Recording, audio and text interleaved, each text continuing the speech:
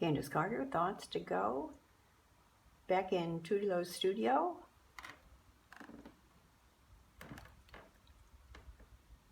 It's not a corona mask, but it's the best I can do if I film myself, I think, in the mirror. This isn't about me. As I said, I'm in Tudilo's studio, and what I'd like to talk about today is color. Artists are usually often about lots of color. Okay, so I've got something set up here to show you. Let me move it. I have to move this very slowly. I move it too fast, I know. So you can also see how the room has been continuing to change. And we are going to the table around this side because then I have better light. So what do I have here? Well, for one thing, I have 6 glasses of color. Now, we work with pigment, which means you have powdered color. Look at this beautiful, beautiful color. We have powdered color, paint, pigment that we mix and make our own color from it. It's not that hard to do. So what I'm showing you now is, just for fun, there are primary colors. Primary colors are yellow,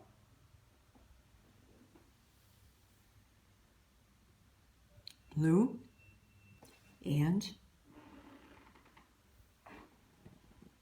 red.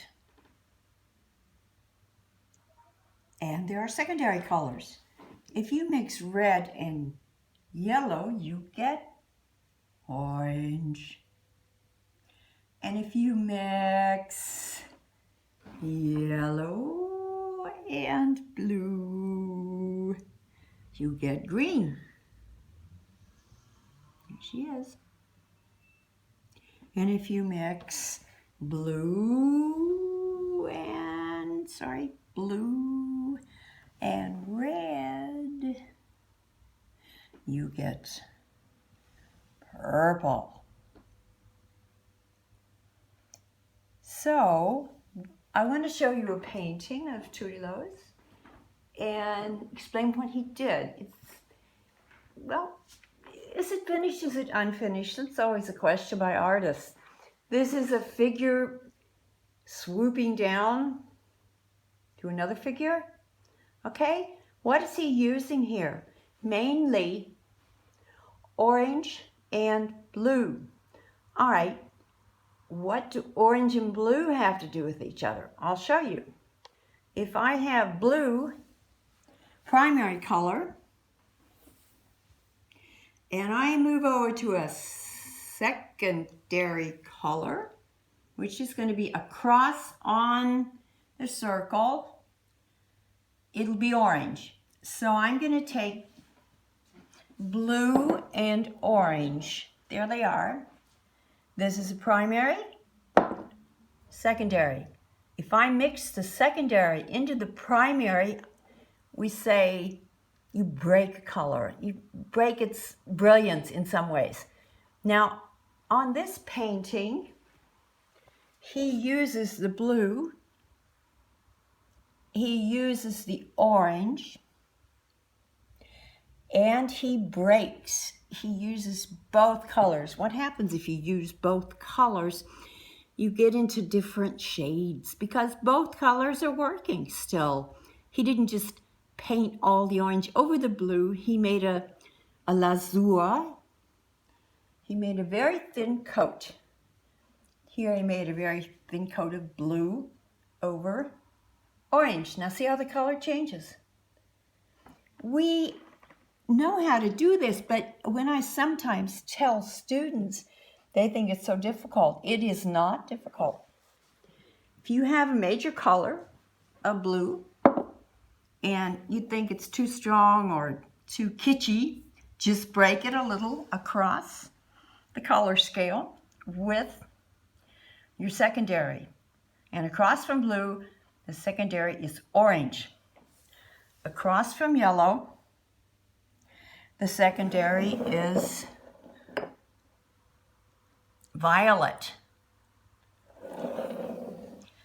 And across from your primary red, you're going to have green. Okay? So, that's it. 3 primaries, 3 secondaries. But look at this. I'm moving over here again. And this is the big wall of pigments. Now you can see there's a lot of different varieties. And this is something I will be taking down. So I wanted to show it to you now. Lots of brushes. This is his table with all of his pigments. No, that's not true. I've got more, but I'll just show you these. But basically, you can make all your colors from your basics. But of course, you can have another color out here, as third, tertiary colors and all this, and people get mixed up. It's not that difficult. It's just practice makes perfect. So that's it for today in Trudelo's studio. Thank you for tuning in, and